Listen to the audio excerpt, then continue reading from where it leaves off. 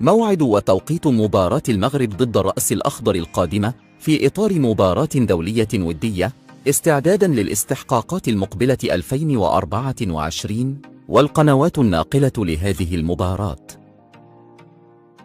سيواجه المنتخب المغربي الأساسي نظيره منتخب الرأس الأخضر يوم الاثنين 12 يونيو 2023، وذلك في تمام 8:00 مساء بتوقيت المغرب والجزائر وتونس، 9:00 مساء بتوقيت فرنسا وإسبانيا وإيطاليا. ستقام المباراة الودية على أرضية ملعب الأمير مولاي عبد الله بالرباط، ومن المنتظر أن يتم نقلها على قناة الرياضية المغربية وعلى شبكة قنوات بي إن سبورت القطرية.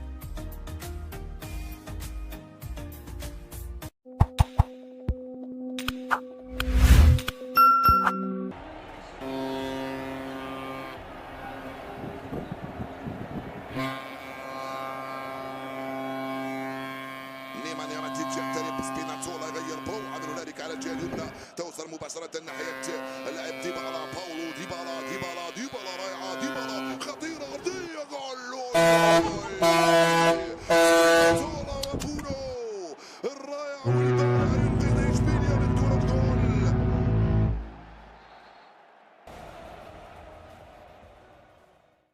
ادعمونا بلايك للفيديو واشتراك بالقناة فهذا يدعمنا كثيرا.